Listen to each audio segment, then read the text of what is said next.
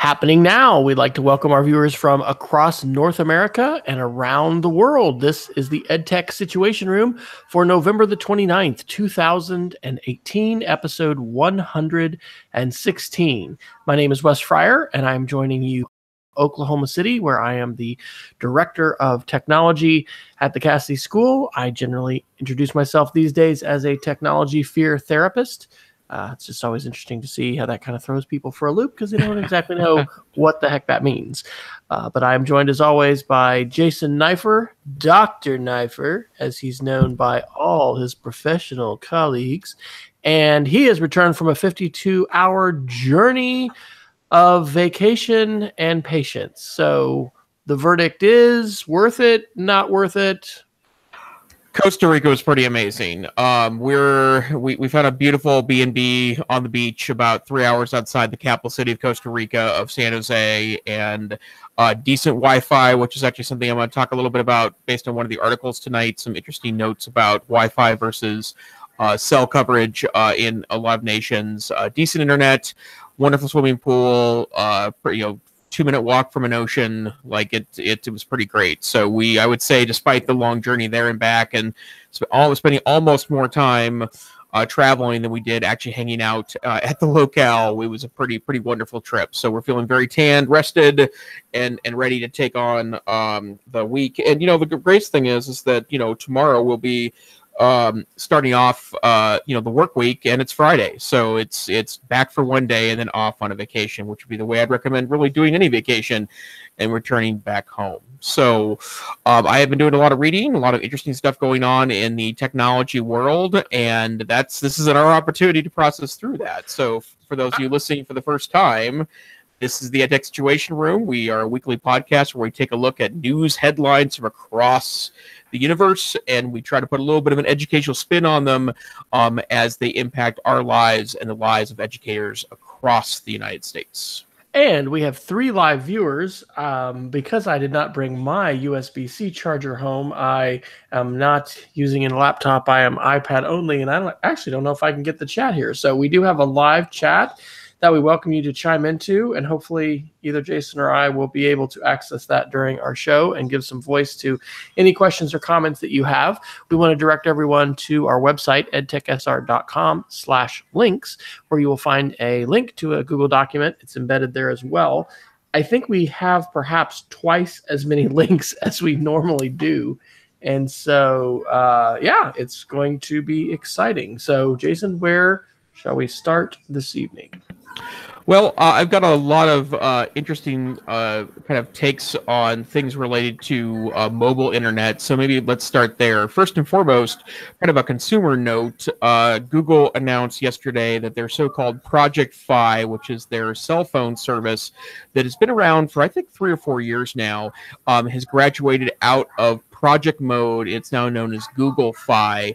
And the reason why I mention that is that Wes and I are both big T-Mobile fans. We do that because it has a great unlimited plan, and I've been very happy with the T-Mobile service. And in fact, in my trip in Costa Rica recently, T-Mobile was once again a great provider because I was able to go to there and utilize my phone without any additional costs or charges. That turned the phone on and immediately found a local provider that was a partner with T-Mobile, and my phone worked as is without issue. And Project Fi also offers, Google Fi offers something very similar. The big new announcement with the evolution of Project Fi to Google Fi is that now works with most cell phones, so you can bring your own device to Google Fi. Before, Google Fi involved a handful of phones, usually 6 or 7 at a time, that were supported.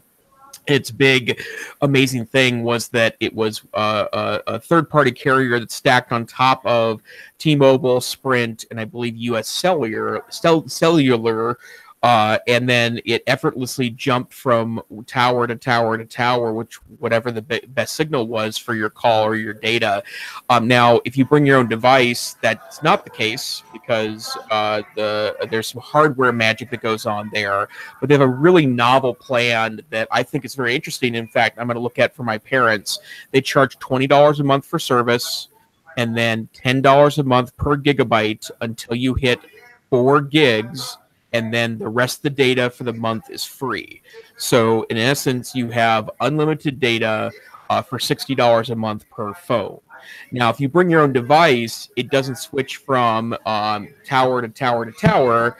And you'll have to excuse, I have my cat has been. We try to bring live entertainment to the show besides the two of us. So animals, right. Jason has the circus help usually. Yes. So this is Lily the cat, who is basically jumped on top of me when I got home today. Missed human touch, I think, but give her, come on. So as she knocks my microphone over. So it's basically unlimited data for $60 a month. I think they prioritize data or cap speed after 15 gigs. But for my parents who are currently on the rest of my family's Verizon plan, they don't use really any data, and in fact are rarely away from a Wi-Fi signal. So that might be basically $20 a month cell service for my parents. So we talk about cell providers fairly frequently here, and I think it is an important piece that impacts schools in that, you know, our students and their parents are accessing increasing amounts of data from a mobile standpoint, and as more kids are bringing cell phones in backpacks to our classrooms, what data they can or can't use, I think is an important note. So, Wes, I know that you are a very happy T-Mobile customer. In fact, I think you were one of the reasons why I attempted to use that as a switchover a couple years ago. Tell me a little bit about your thoughts about 5. Well, I mean, competition is generally good in every context. So I don't know. I mean, the plan that we're on as a family is not offered now, and we're grandfathered in. We get to stick with it. Basically, it's unlimited everything. Right. And you know, I guess I need to figure out what it is when we subtract my son's phone, because he's still we're still paying off his phone. But I am not. I'm not convinced. I guess that it would necessarily be a better deal. I need to stack that, you know, side by side. But right. Pretty happy with T-Mobile. What's going to be interesting is going to be the 5G transition. We've talked a little bit about that on the show. You know, whether the Sprint and T-Mobile merger gets to go through, and then just how, unbelievably fast 5G is going to be. We've got an op-ed actually that I can reference and kind of segue to a little bit that relates, but it's like, what's it going to change? You know, we've had Airbnb, Uber, Lyft, these different apps that have been enabled by 4G LTE and by how quick that internet has been. You know, before that kind of high-speed connectivity, those particular businesses, you know, and operations couldn't have happened. So I don't know. I don't see myself switching much. But is it viable for you where you are in Montana as far as Fi? It is, and in fact, part of the reason why it's the case is because Sprint is starting to make a play for Montana. They don't advertise it, but in the last 6 months, Sprint towers have popped up in western Montana, which means that if I bought a Google Fi phone, one of the 5 or 6 phones available in that process, it would be able to take advantage of that. I think for me, the thing that's super interesting about this is that there are obviously efforts, and I'm glad you mentioned 5G, because there's another article I want to point out tonight related to kind of mobile internet, that there are a lot of countries, I think it's 33 of them now, that the mobile speed exceeds the wired speed in their countries. And I believe a long time ago, very early on the podcast, we talked a little bit about the notion of, in emerging markets where telephone was never a real reality for the masses, that mobile internet and mobile phone service was a kind of a no-brainer, because it's so much cheaper to roll out mobile phone access than it is to roll out copper wire phone access. And I think you're seeing in a lot of countries that were, you know, late to expanding internet for the masses, that it's cheaper for them to allow for a mobile broadband than it is to try to create wired broadband in those areas. And as it turns out, that was kind of my experience in Costa Rica in the last week.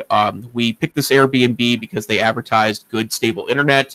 I did work 2 days from Costa Rica, so I was able to access and do my 8-hour workday without issue. But I found out while I was there that the reason why that's the case is because one of the owners of the B&B that we were at there, Dutch expats that live in Costa Rica. He does online work for his trade. He is a internet marketer by trade and works with a number of local companies. And he had to kind of find a guy, and I say that very purposefully, like found a guy that was able to provide him. He uses some dude he found that was able to provide him. They have DSL access in their neighborhood, but it was painfully slow, well under a megabit of internet access, and he has 12 down, which, you know, compared to the typical cable speed in the United States is very slow, but he pays a lot more for that than he would otherwise, and it's a wireless internet connection over a couple of paired antennas with someone that he knows in the neighborhood that has a lot faster of a connection. And I think that's a interesting piece that, you know, it may end up that in a lot of areas, the wireless internet access is really going to be where it's at to provide kind of access to the masses. Well, I think I'd like to segue over to this article from Bloomberg on November 13th called "Chess is the Killer App." And the segue here is that 5G is going to be unbelievably fast. In fact, it's going to be so fast that perhaps in many schools today, the bandwidth that an individual student or teacher is going to have on their phone may exceed the total wired, you know, bandwidth that the school has today, depending. I mean, it depends on how much you have. But a related issue to that actually is net neutrality, right? In the United States, we treat our cell phone data different than we do our landline data. The cell line data is metered, and even though we've got some metering going on, that's not as widespread with landline. And so anyway, this article is really a great one. It's called "Chess is the Killer App: How and Why a 1,500-Year-Old Game Has Conquered the Internet." And it's interesting to read about, you know, how chess has become something interesting to watch. There's different versions. There's bullet chess where you only have a minute to, you know, make your move. And we actually have trash talking social media using, you know, chess champions. But what I think is so interesting is when they talk about this broader and more significant lesson. I'll read this paragraph. The broader and quite significant lesson is that we are not very skilled at predicting how the internet will change the world. Basketball, too, has boomed with the internet and social media. The showcasing of stars, the brilliance of individual dunks and three-point shots, mesh with Twitter and GIFs in a way that the slower pace of baseball does not. Seeing a right fielder trash talk on social media just doesn't have the resonance of a flamboyant basketball star who has the ball in his hands a lot more often and stares down his opponents and then blows by them. And so then it talks about chess and, you know, bullet chess and these other things. So anyway, pretty fascinating. And one of the things that I do love about, you know, doing the show with you, Jason, and being encouraged to read so many articles and get ready for the show is I think I am perhaps, you know, seeing into the future with a little bit more clarity. But no matter how clear we think we're seeing, you know, it is, we're on a roller coaster with unknown twists and turns. And anyway, that article is a enjoyable reminder of that. So, absolutely so. Okay, where shall we head to next? Oh gosh, we got to talk about Mars. We got to talk about CRISPR. Let's go to CRISPR. So I put this under biotech genomics. MIT Technology Review, November 25th. Chinese scientists are creating CRISPR babies, and this is without an ER. This is CRISPR. Oh my goodness, we've talked about this on the show before. There's a great book called Industries of the Future that talks about how big technology and genomics are going to be. So a doctor and scientist in China was able to get permission of only a few folks, but they were able to sign off with the ostensible reason that I think the father was HIV positive, and so they wanted to prevent the babies from being HIV positive, and so actually used this genetic editing tool called CRISPR, which allows the scientists to snip out part of the genetic code when the baby wasn't an embryo, was just a single, you know, cell organism. Snip out this code, and then I guess enzymes allow the code to be changed. And so Wired on November 28th has an article, "The Chinese CRISPR baby debacle takes another dark turn." They had a international forum, I think it was in Hong Kong, and the scientist was there presenting. So the first sentence is, rogue scientist He Jiankui failed to appear at a planned panel presentation on Thursday. So he gave a presentation about the research and the experiment that he did, and it was supposed to be basically facing folks that would question him, and so he didn't show up for that. And so the third article there from Bloomberg is actually a video. Bloomberg on November 28th. CRISPR co-inventor disgusted. And the bottom line is we have a lot of different guidelines and international agreements and attempts to try and basically prevent a Frankenstein situation where doctors are experimenting on human beings and doing things that have not been thoroughly vetted. And so we don't know what the unintended consequences of this will be. And they're saying, the cat's out of the bag. It's going to be really hard to turn back the clock. But, scientists, hospitals, universities, international bodies are discussing this and the ways in which we can try and rein in science and not have people doing things like this, which, according to the articles, are extremely reckless and extremely irresponsible. So, Jason, what do we do in our schools today? Is this even something we should be talking about? Is this too much for the young children to handle, talking about genetic editing?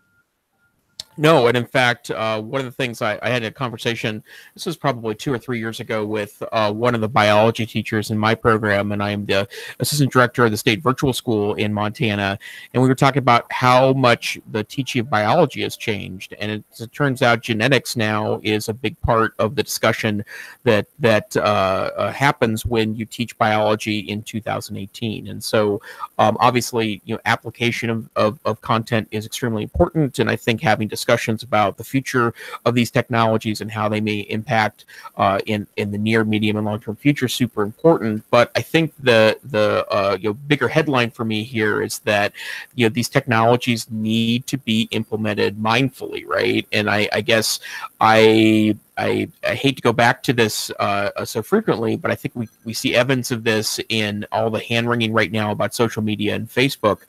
Obviously, a big deal and something we need to consider, but I think we were having the wrong discussions about social media, and we didn't dig deeply enough into social media before it impacted something very real and near to us in the United States. And that, I think, is recent elections, and also I think some of the mental health issues that are starting to come up related to social media.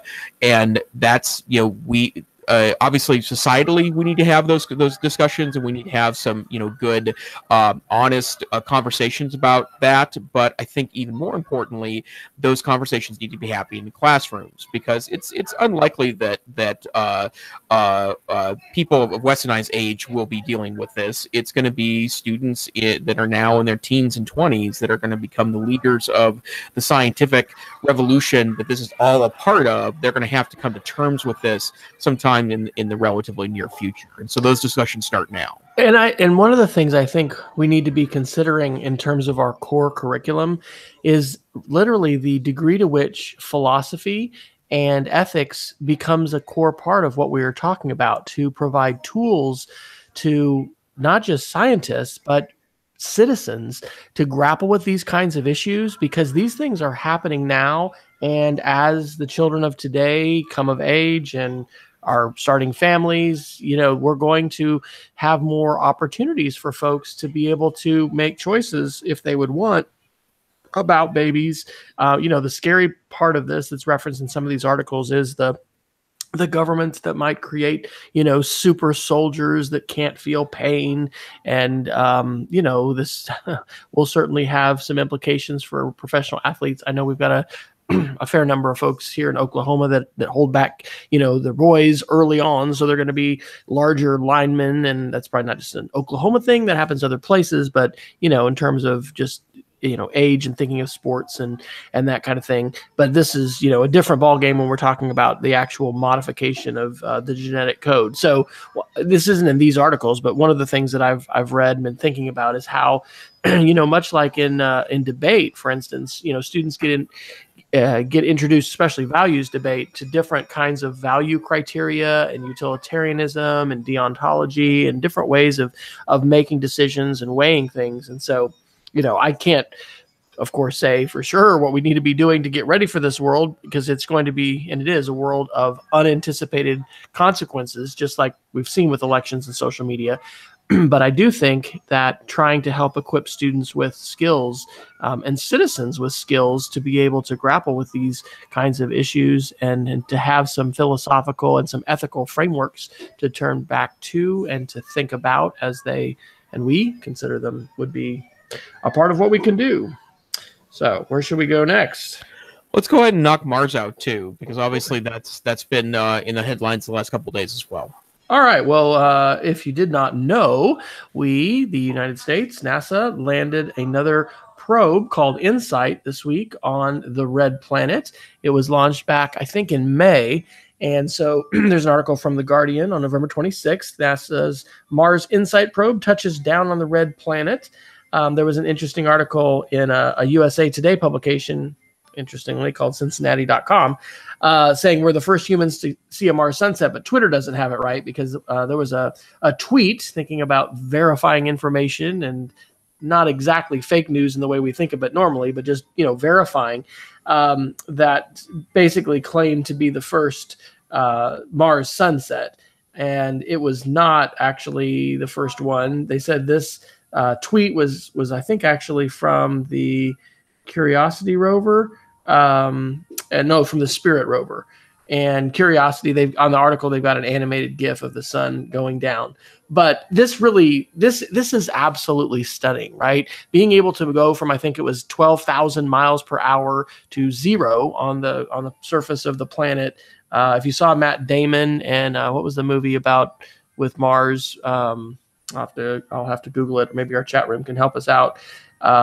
Just a fantastic, fictional look at a Mars mission. But I mean, this is for real, and these are real images that are coming back.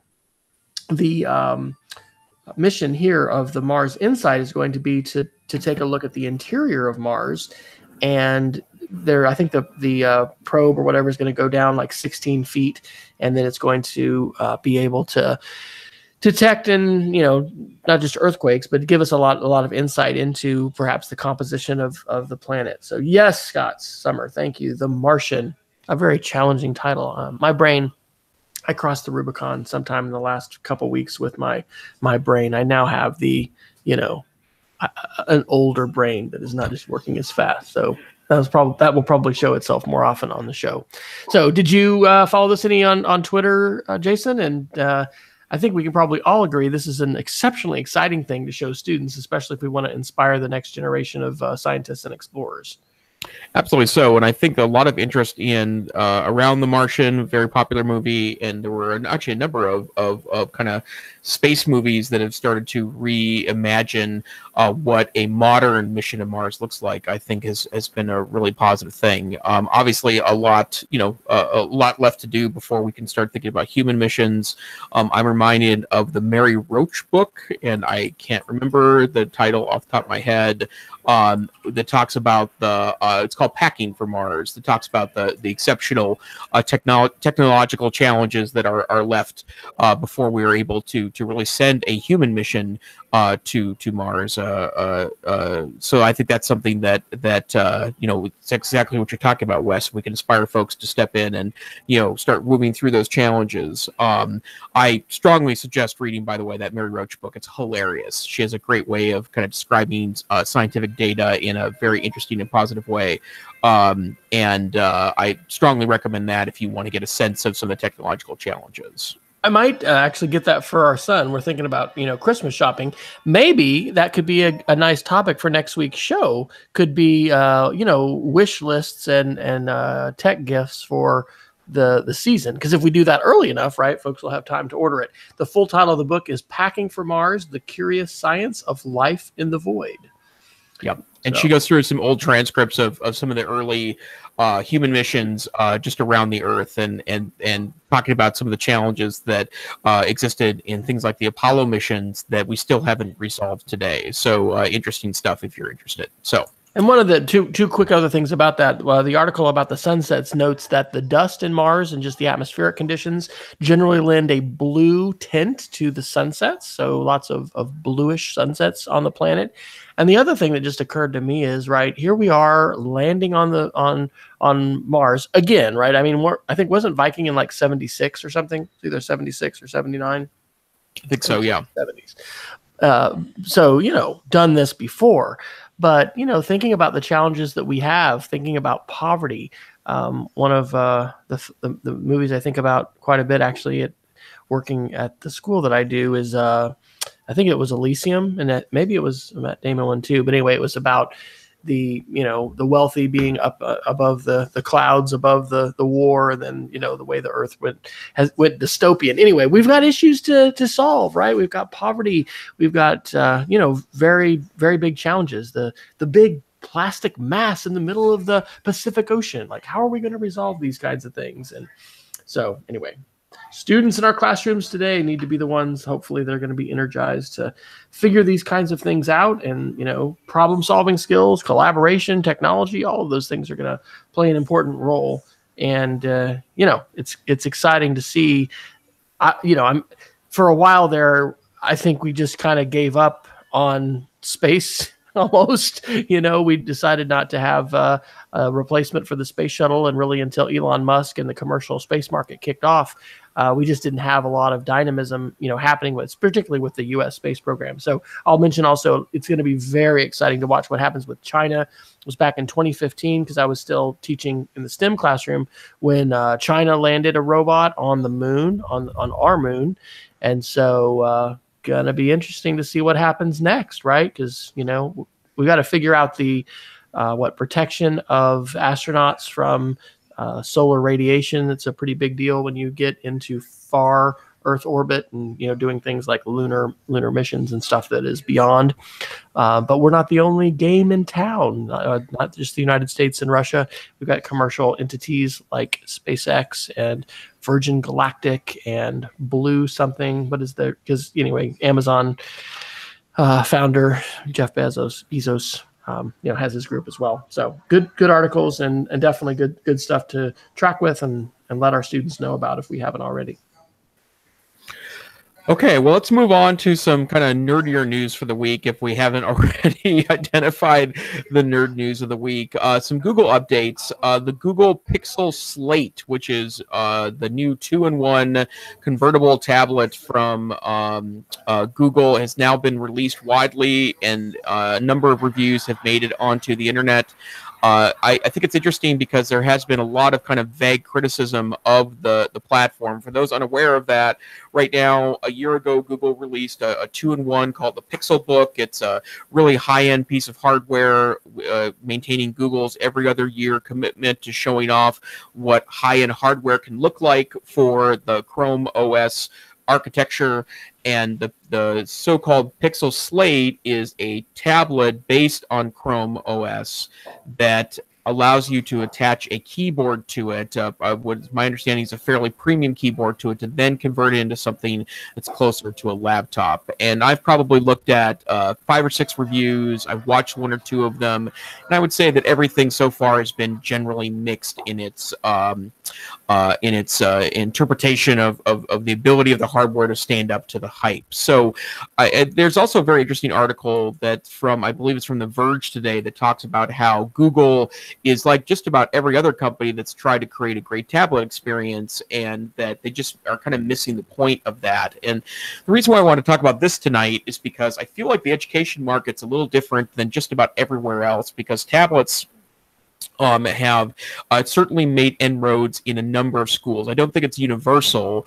For every school that I know of that's very successfully rolled out iPads to their school, I can name 1 or 2 others that have felt like the iPad was well underpowered for what they wanted to do inside the classroom. So I guess I maybe wanted to start off with a conversation about what tablets look like in 2018, and does anything that's recently been released, whether it's the super nice Pro iPad or this Pixel Slate, change the architecture there. And I will jump in with one quick comment, Wes, and I particularly want to hear from you from the standpoint of a tech director that's actively purchasing items on a regular basis for classrooms about this. But there's been a universal panning of Android tablets, and I honestly don't understand the criticism of the platform. And I think part of it is that I think a lot of folks, and I'm nervous my cat's going to actually pull out my mic wire here. Something that I find really interesting is that the same people that are criticizing Android tablets would probably tell you that any tablet operating system, so whether we're talking about iOS on the iPad, or we're talking about Android on an Android tablet, or an Android kind of wannabe like the Fire OS on the Android tablet, they would all tell you that those are devices that haven't lived up to promise, and that phones do a better job at most of the things that the tablets want to do, and yada, yada, yada. And I never really understood that, because I like a tablet. I think a tablet's a great companion. It doesn't make as much sense in 2018 when larger phones are available. I'm using an LG V20 is my current phone. It's a 6-inch Android. I guess it's a phablet, to use that term, although my wife always rolls her eyes at me when I use the term phablet in everyday language. But I think that's something that it's always been very interesting to me, that the tablet OSs and tablet devices seem fairly universally panned, with the exception of ones that are running full operating systems like the Microsoft Surface. So, Mr. Tech Director, or I should say Dr. Tech Director, what do you think about the state of tablets in education in 2018? Well, Peggy had a question in the chat. Isn't a Chromebook considered a tablet? And some are. I think there's several different exciting things happening. Number one, both with Microsoft and then with Chromebook manufacturers, we've seen some really exciting merges between the laptop form factor and the touchscreen tablet. In some cases with removable keyboard, in others with a 360-degree hinge. The Chromebooks, which we refreshed this last summer with, were the Lenovo 300Es, which have a 360-degree tablet, or hinge, but then are also a touchscreen, and then use a number 2 pencil as a stylus, which is unbelievable. That's the only product I've seen out there yet that does that. You don't have to get a specific stylus for. I was just talking with one of our math faculty this evening. Actually, I had to stay late at school. We did some video conferencing with our board of trustees. Yay, it all worked. Anyway, I was there visiting with him, and he had last tried to use an iPad as a replacement for a smartboard years ago, before the Apple Pencil, when the styluses were really crayon-like and absolutely not precise. And so I was encouraging him for us to find a way that he could give a try with the new Apple Pencil, because, I mean, it's the Harry Potter pen. In fact, I started a post, which I'll probably have up on my blog finally this weekend, talking about, and I don't know if I have the right metaphor, but basically it is like living at Hogwarts. This is my wand, and my Google Assistant enables me to cast spells where I have various things happening in my house with the Internet of Things, and, just with podcasts and listening. So this is a game changer, right? The Apple Pencil and the Apple Pencil 2. This is very awkward as a first generation Apple Pencil, because literally the way you charge it is you plug it in and it sticks out of your what generation 5 or 6 iPad.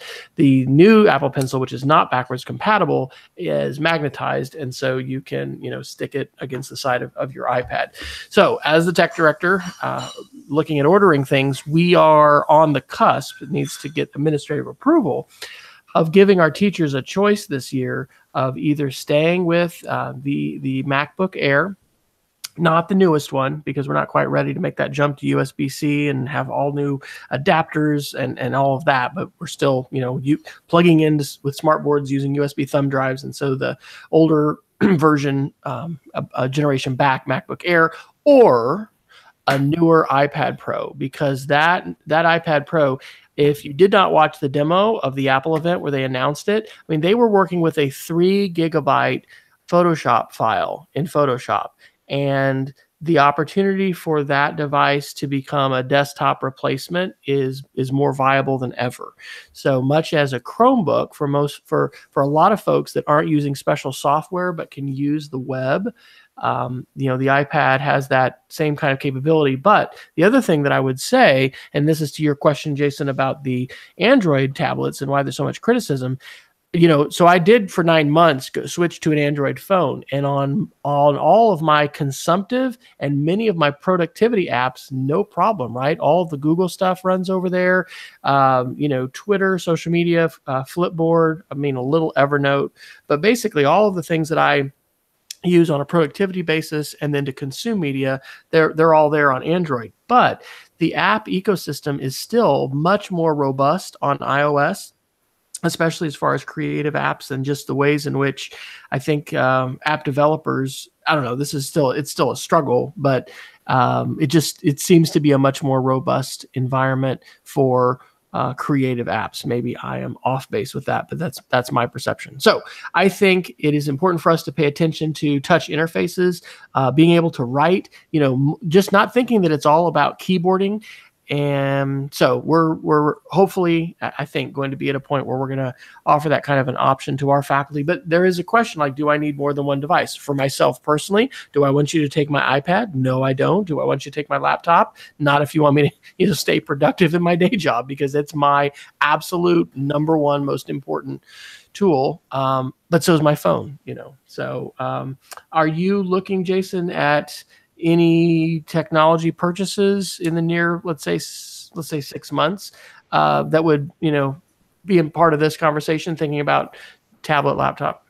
Sure. No, and my current daily driver device is the 2017 Pixelbook, which I've been enormously satisfied with. And as we've talked about in the past, I have no shortage of other devices to step in and replace that if that should get run over by a bus or otherwise disappear from my life. I think the thing that I keep thinking about is that if I want to maybe peek back in to the Apple ecosystem for at least a device, or at least a mobile device, and I am tempted by the Pro just because it's a beautiful piece of hardware, which, by the way, I saw one, the new larger latest edition iPad Pro was on an airplane last week on my way to vacation, and it looked so different. Stunning piece of hardware, beautiful screen, beautiful form factor. But I think the thing for me that I keep going back to with tablets is that, for a lot of users, I think the phone is enough for them. And of course, the challenge for that with schools is that there's still a lot of questions about whether or not you want to allow phones in schools is certainly a philosophical discussion that schools need to have. And then, of course, when you're relying on bring your own device systems, even if it's for mobile phones, you're going to have a wide disparity in the hardware and software platforms available to students, and not a ton of apps that have a universal experience in the creation mode or even in the consumption mode that would be useful inside of a classroom environment. So I still wonder if the tablet is doomed to die at some point. It feels like Apple and the latest iPad iterations, the latest iPad Pro iterations, could be, as some commentators suspect, some kind of medium step to eventually making the laptop and the iPad the same thing, at which time I think we'd be back to two devices again, a phone and some kind of laptop tablet hybrid. But interesting to watch the market. And I will also say that there's been a lot of articles, and I only posted the kind of semi-critical ones in the Pixel slate, but a lot of people are dissatisfied right now by the general quality of Google hardware at release. The Google Pixel 3 phone, the newest cell phone by Google, released several weeks ago, apparently had terrible issues out of the gate. And I have a couple of friends that updated right away that are early adopters in the Google realm that kind of felt like beta testers because they were having to work through things like Bluetooth issues. In some cases, random apps would not work at all, phone to phone to phone. And, considering that, that I would think that a premier provider like Google would test things very aggressively before releasing them, out to the public. That's highly disappointing. So Google seems to, not be immune from the criticism of major providers when it comes to maybe releasing products slightly before they should. Couple of thoughts there from the chat room. Scott Summer says, if we haven't looked into Google Jamboard as an app for iOS or Android, he really thinks it has good potential to replace the smartboard. I actually should see about that running on a Chromebook because Chromebooks that can run Android apps would be able to run Jamboard from the Google Play Store. I was able to make a family upgrade from an iPhone 6S Plus to a 7S Plus, and am enjoying the speed bump. Whenever you just have one generation, bump like that, obviously it's not as dramatic as if you've waited more generations. But here's a good segue to other articles that we have for tonight under the heading of Microsoft. This is from the Telegraph on November 28th. Microsoft becomes the world's most valuable company after passing Apple for the first time since 2010. This is pretty amazing because, Apple has been this incredible cash engine and still is, right? It's not like they've been torpedoed. But Microsoft has really, been successful in turning itself around, not trying to directly compete with Apple, right, on the iPhone. I mean, they basically ditched the Windows Phone, which they took over from Nokia and was kind of a big failure. This article mentions how Steve Ballmer, former CEO of Microsoft, had really dismissed the iPhone as a niche product. But Microsoft is very much looking at businesses and the cloud. This is some interesting data. It says, until now, Apple had been the world's most valuable public company since 2013 when it surpassed ExxonMobil, apart from a brief moment when Google's parent company Alphabet surpassed it in 2016. Microsoft surpassed General Electric as the world's most valuable company in 1998 at the beginning of the dot-com boom, but lost its position in 2002 to networking company Cisco. Those kind of statistics are really reminders of what Alvin Toffler calls the third wave, that transition from the second wave of industrialization to the third wave of the information economy and information society.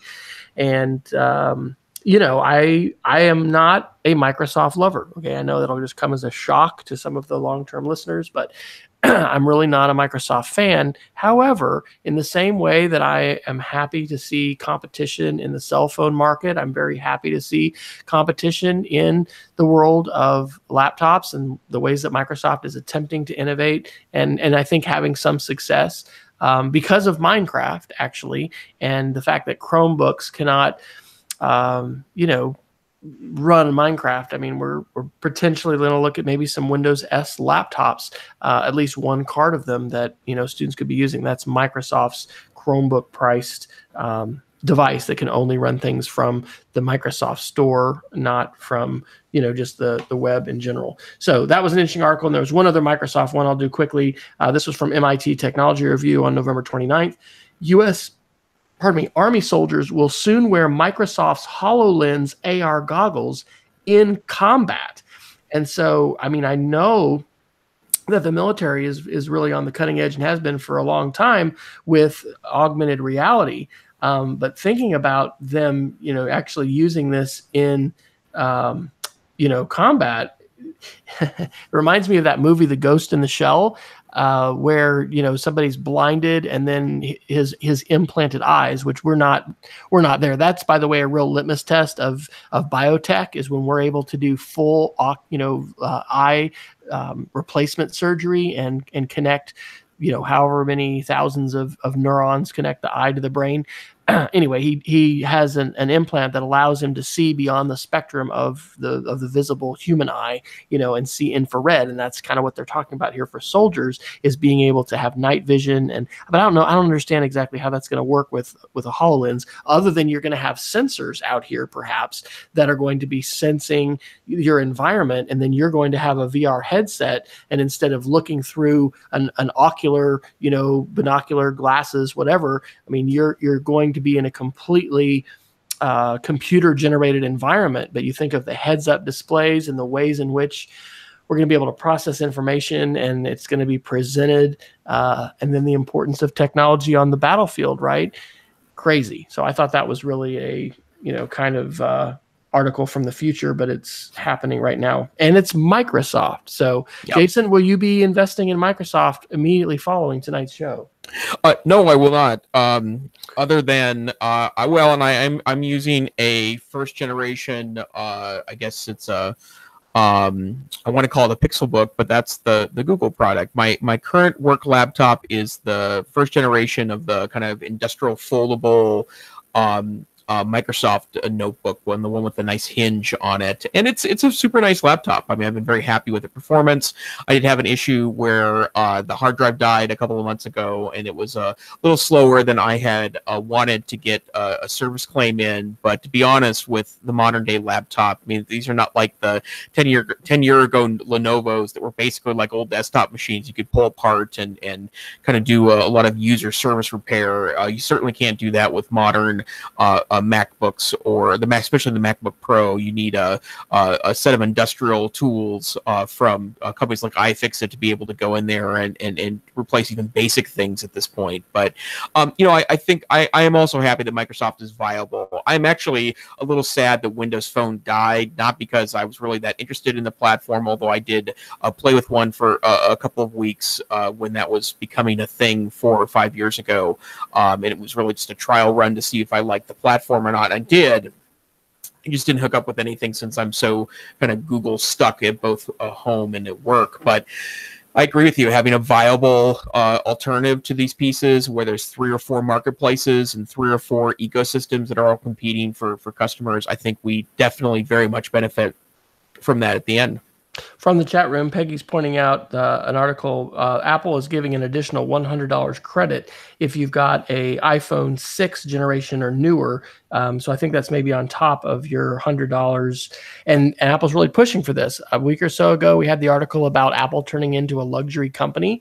And arguably, Apple has been there for a long time, but especially with the pricing of their phones and the fact that in some recent quarters they have sold fewer phones, but it has had a higher profit margin because they've increased the ticket price for those phones.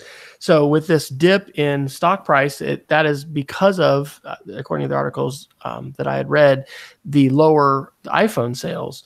And so anyway, I guess I'm going to just offer that I hope Apple doesn't lose its soul and its core. And I don't think they're going to in terms of innovation, but it's very, very interesting, right? That Apple, the technology company, and this happened in 2007. I was there to see Steve on the stage say it. We're no longer Apple Computer. We are Apple. And, iTunes and the iPod, but iTunes revenue overall, at that time was becoming more than 50% of the income of the company. And then, the iPhone has just been so huge in terms of dominating the profitability and just on a percentage basis of what Apple makes. So like other companies that have highly successful products, Apple faces the Innovators Dilemma. If you haven't read that by Clayton Christensen, and Microsoft has faced that, right? With Microsoft Office and Windows, these incredible cash cows that were generating so much revenue, and the temptation of some companies is to kind of sit back on their laurels and, not innovate. And I think Kodak would probably be a classic case study of that. A company that did not innovate, had very innovative technology back in the day, but didn't innovate and completely died and is not even in existence today. So, kudos to Microsoft and the leadership there and the ways in which they're innovating. And it's going to be interesting to see how Apple responds to this, especially from a pricing standpoint. From a school standpoint, I will say what I've said before, that it's exceptionally wonderful that for the first time, the lower end iPad, dropped in price, and we can still get those now for about $300. Right. And so if you're going to look for a device that's going to last, let's say 4 or 5 years, I mean, we've talked about this before, Google is really saying Chromebooks for 3 only. We are just at the point we haven't thrown away. We don't use iPad 1s, but we actually still have some iPad 2s in use. I know that might make some people cringe, but our maintenance team actually uses the School Dude app, Maintenance Direct, for their tickets and everything, and it works just fine on older iPads. We're not checking those. So anyway, it is a important thing with respect to price as well as function and how long those devices last. And so I was hoping, as some people, other people I'm sure were, that Apple might make this jump into a tablet laptop, or actually making the laptop having a touch screen. We're not seeing them do that because I think they're continuing to say, it's a multi-device world. But you're probably right, Jason. A lot of people are going to be happy with their phablet phones or their really large phones. They're not going to see the need. Personally, I'm still wanting the Avatar. Remember those kind of screens where they're the really thin things that they just pull out and they're just so light. I mean, even though I love this iPad, and I think this is a Generation 5 iPad, it's still kind of heavy. So as they continue to innovate with that, I don't know. I see myself, especially with my vision being what it is, my aging years, I like having a large screen, larger than I'm going to be able to put in my pocket. So we have probably time for a few more before we Geek of the Week it. What else is grabbing your attention, Dr. Neifer? Let's see. There's so much interesting stuff this week. Oh, just a quick one that is, we've talked about this, I think, a couple of years ago because it's kind of silly. The Guardian on November 18th reported that Google News is considering just shutting down Google News in Europe because there's a new proposal to charge Google a tax every time someone clicks on a link to go to articles. And I would say that aspirationally trying to find a way to fund journalism is a good idea. Like, I think we have to have conversations about, are there ways we can better fund journalism in 2018?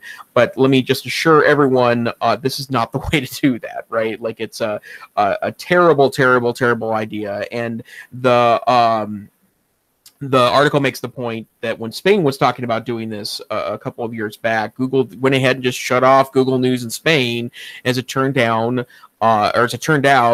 readership of the online papers went down. Right, like that's what happened. So that because the search engines are about discovery, not about theft. So something that I think is a pretty important piece. I do want to note, however, and I think this is extremely important, that we have to find a way to fund journalism, right? Like it's clear this is an industry that has been desperately impacted by the invention of the internet, and yet we have a massive need for good quality journalism in 2018. And that is a great segue to an op-ed that I put in today's show notes. This is from Motherboard on November the 16th. Targeted advertising is ruining the internet and breaking the world.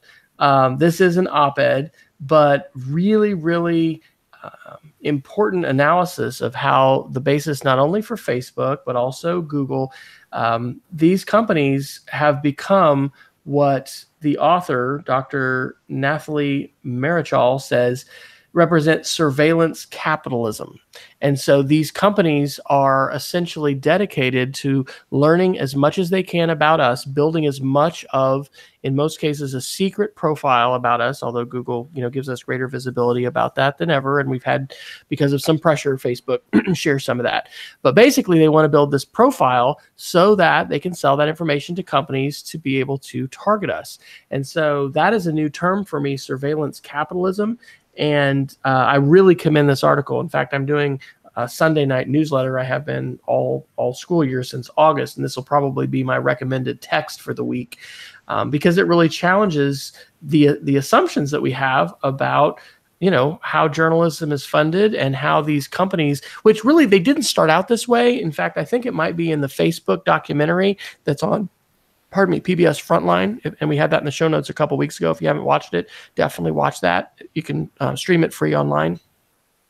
When they made a change, and I think this had to be with Sheryl Sandberg coming to Facebook, and they started to, pay and then buy this data that was being collected from the frequent shopper cards and these companies that collect this data, and then they merged that together with what, they had in Facebook. I mean, that's where this surveillance capitalism really, became dangerous, and then that gave us Cambridge Analytica, and it could be argued it gave us Brexit, and it gave us our wonderful chief executive that we still have in office in DC, and so that is that's worth checking out and reading. Well, shall we Geek of the Weekend? I think we should. I'll go fast with only one really quick this week. This is not an app I have used, but I heard about today from our social media coordinator. I have used Hootsuite in the past as a tool to work with multiple social media accounts and take something and then post it, to different Twitter accounts. You can schedule things. You can cross post, although there's been some API changes and for Facebook, for instance, and they've tried to reduce in some ways this kind of automation. But the app that both our social media coordinator and then my assistant tech director talked about is called Agora Pulse. And so I guess this is a really excellent tool for, scheduling social media, working with multiple accounts. I'm not sure with the free trial exactly what you're going to get. But if you are someone who is managing several different accounts, this would definitely be something to check out. And it is called Agora Pulse, Agora. So like the Greek Agora, pulse.com. And I would like to point out the Michigan Open Book Project, which is a wonderful effort on the part of Michigan-based educators to put out open source social studies textbooks, something that I've always been kind of sad about. And part of it's because of the enormous time and effort that goes into making text resources for really any area. But math and science has always been kind of the dominant area for open source education resources. And for those that are looking to use open source in their school, department, classroom, school district, there's a lot of great stuff for math and science content. There's relatively little content available for English language arts classrooms, humanities classrooms, history classrooms, government classrooms. But the Michigan Open Book Project provides textbooks, basically a full set textbooks, K-8 for social studies, and then a high school U.S. history textbook that is about 95% complete, a world history textbook that's about 50% complete, a 100% complete government textbook, and a 100% complete economics textbook. And it's really well done stuff. And so if you're looking for a way to either economize or to take resources that are openly licensed, which means that you can take them and massage them and use them however you want to, this is a wonderful website for doing that. And again, already correlated to Michigan standards if you're from there, and if so, you've probably already heard about this project. But if you're looking for a pretty well done open source project, really great idea and great results from the folks in Michigan. Fantastic. Well, we want to give shout outs to our chat room tonight. We had some great suggestions and dialogue from them. So Jamie, Peggy, and Scott, thank you all for joining us. We normally are here on Wednesday nights at 9 p.m. Central, 8 p.m. Mountain. But periodically, Jason being the in-demand speaker, which, by the way, he is for hire, I have heard a rumor, we'll sometimes need to gallivant about the country and or the hemisphere, as it may be, down to Costa Rica.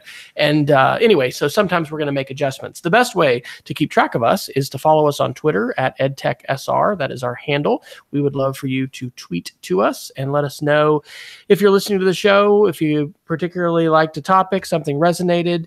That kind of a shout out is always welcome. We also want to encourage you to visit our website, edtechsr.com, where you'll find links to some compressed 32 kilobit audio versions that you can subscribe to in your favorite podcatcher or listen to on your smart assistant by saying, "Hey, G, play the latest episode of the EdTech Situation Room podcast."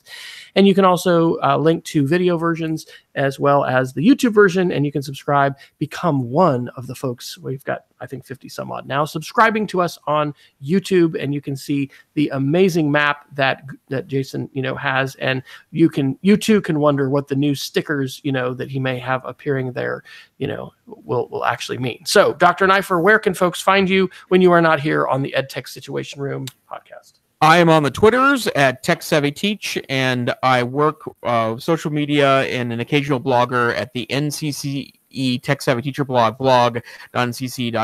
And again, registration open now for our February conference. Dr. Friar will be there, which means that we should maybe schedule a little listener meetup. It'd be great to meet folks that are listening to the podcast.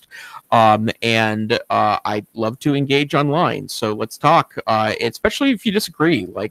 Just because you don't agree with something that Wes and I say, we'd love to talk to you about it. We both are debaters in our background and would love to have great, respectful panel discussions, and I love to have my mind change. It's one of my favorite things is when someone convinces me of something different than I already believe. Absolutely. And I am W. Friar on Twitter. My blog, speedofcreativity.org, has some periodic thoughts that I am sharing. And I actually am doing a Sunday night newsletter each week, doing some experimentation with that, and this video library where I'm putting some tutorials. But all my videos I'm making available free for a week and then locking them up, as it were, in the vault. So this has been the EdTech Situation Room. We will be back next week on Wednesday night. I think I'm going to start a Google Doc of a technology wish list. So look for that to be shared on Twitter as well as in the show notes for tonight. We'll have all the links to the articles that we talked about in tonight's show notes. And until next week, stay savvy, stay safe, and don't be a stranger. Good night.